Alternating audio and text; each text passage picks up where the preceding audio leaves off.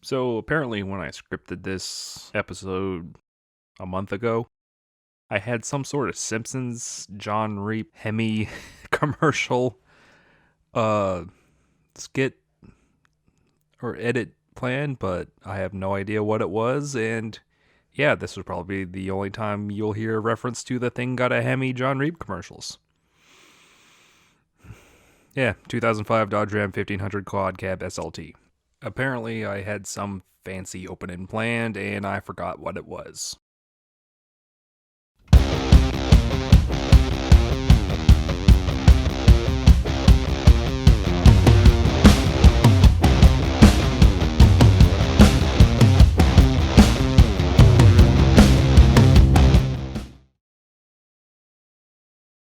2005 Dodge Ram 1500 Quad Cab SLT. Yeah, it's got a Hemi. The Dodge Ram is the perpetual third wheel to the American truck wars. You can think of the truck wars like Pepsi versus Coca-Cola, and the Ram is the Dr. Pepper of the debate. Despite perpetually being number 3, you can blame the Ram for the current state of large and in-charge pickups. While the first-gen Ram was essentially a mid-cycle refresh of the existing line of Dodge WD series trucks, it was the big rig-inspired second generation that completely changed the game in pickup trucks. The first gen did beat Ford and GM to the game with a turbo diesel in heavy-duty trucks, but the style of the second gen saw a spike in sales so dramatic, the others had to take notice. The hero vehicle in the blockbuster movie Twister, sales had increased from 95,542 units in 1993 to 232,092 in 1994, 410,000 in 1995, and so on and so on. Ford took notice, and this led to the jelly bean design of the 10th generation Ford F-Series. The first generation of the GM Silverado and Sierras also saw softer styling over the CK series, on top of a huge influx of options, everything from four-wheel steering to undentable bedsides. The truck wars were on, and Chrysler knew they had to step it up with the third generation of Ram. All trucks grew in size, and the half-ton 1500 lost its solid front axle in favor of an independent front suspension. The HD trucks, however, didn't follow GM with their HD trucks and kept the live axle for the 2500 and 3500. Aside from the carryover 360 cubic inch Magnum V8 and the V10 for a year or two in the HD trucks, but the engine lineup had gotten replaced completely. The new base engine for the 1500 was the 3.7-liter PowerTech V6, also found in the Jeep Liberty at the time. Next up was the 4.7-liter PowerTech V8, which produced 235 horsepower and 295 foot-pounds of torque.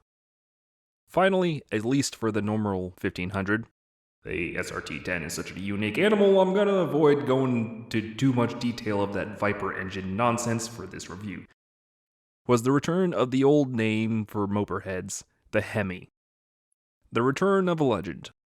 Chrysler was famous for its most powerful and special cars in the 50s and 60s, using engines with hemispherical combustion chamber design.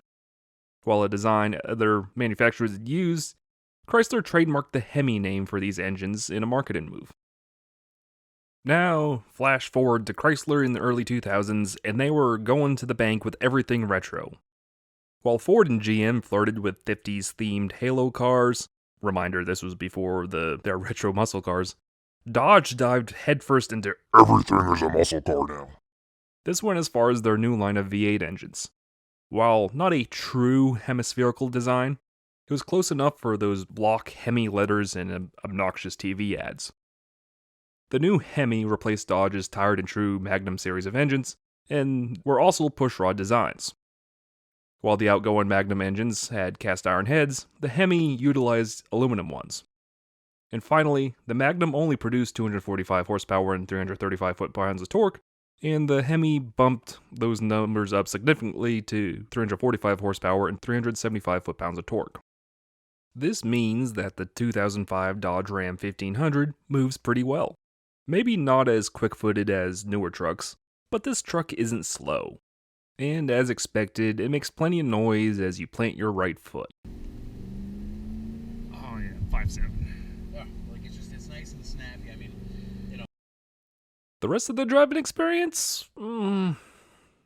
meh. That's a truck, a four-wheel drive one at that.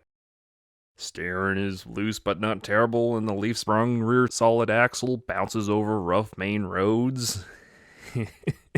This isn't a sports car. Fourth gen Rams remedied this by replacing the leaves with either coils or airbags, but it's still a truck. Don't expect Cadillac smooth handling in a pickup truck, especially with a 16-year-old one. The rest of the interior is, standard mid-2000s Chrysler. Yeah, this plastic hasn't aged well. Spartan as a proper truck, though. But the quality leaves a lot to be desired. The fold-down cup holder bit doesn't really fold down when asked to, and the factory head unit has eaten a CD. Fortunately, the owner is a big fan of the Beastie Boys. This particular truck was purchased early last year for $5,500, which is a really good deal considering this is a 4x4 truck in the state of Maine, and it's in really good condition. Like, the paint isn't faded, and there's really no rust anywhere. Maine is deep inside the Rust Belt, and cars here don't tend to last due to the road salt and other things they like to spray on the roads. According to the owner, this was a one-owner truck that was owned by an older gentleman who kept it garage kept. When that man sadly passed away last year, his truck went to an estate auction where the current owner had purchased it. The current owner, Josh, has been dailying the $1,000 W140 Mercedes seen in episode 27, and that car had started to experience issues you expect with a $1,000 W140 Mercedes. This truck was just too good of a deal for him to pass up, and it quietly replaced the beat-up Mercedes in his fleet. Most of these Dodges, like most mid-aughts Chrysler products, haven't aged well at all with time. Like mentioned before, as good as condition this truck is, the interior is just flimsy plastic. A more beat-up truck, this stuff would just fall right apart.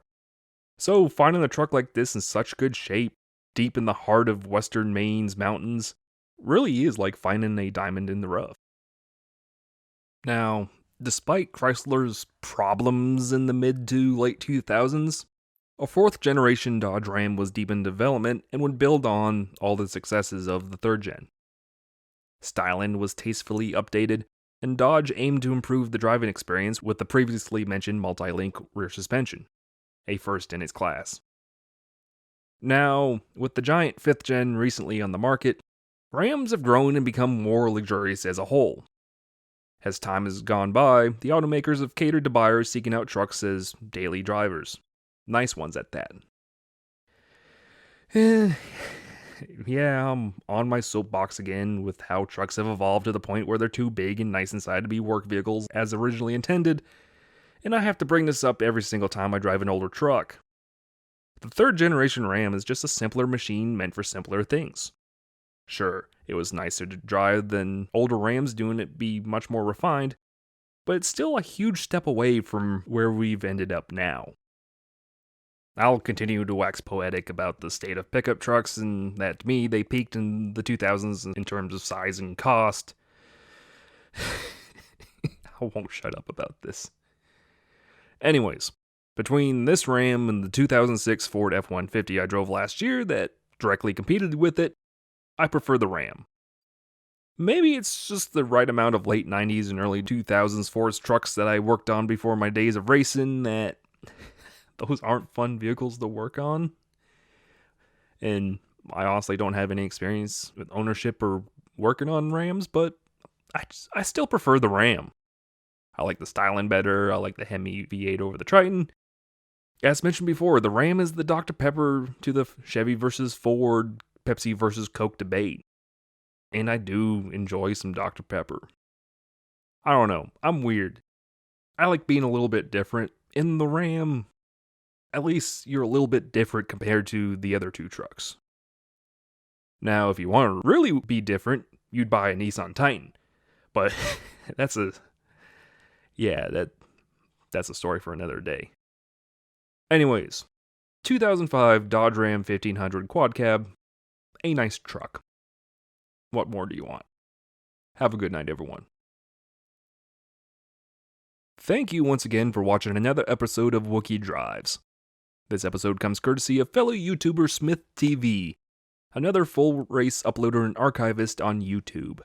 Smith has been uploading a lot of late 90s and early 2000s truck and push series races as of late, so check him out for some good old-fashioned stock car racing. If you have a car or truck you'd like to see on the show, and you happen to be in the Charlotte, North Carolina area, I am now accepting submissions at wookiedrives@gmail.com.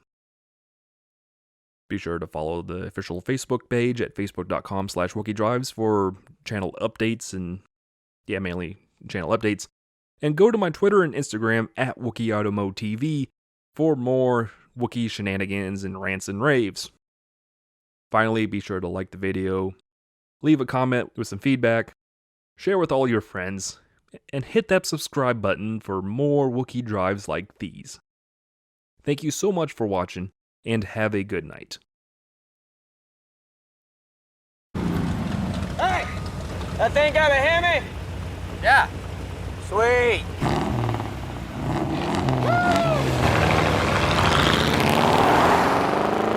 The all-new Dodge Ram Heavy Duty.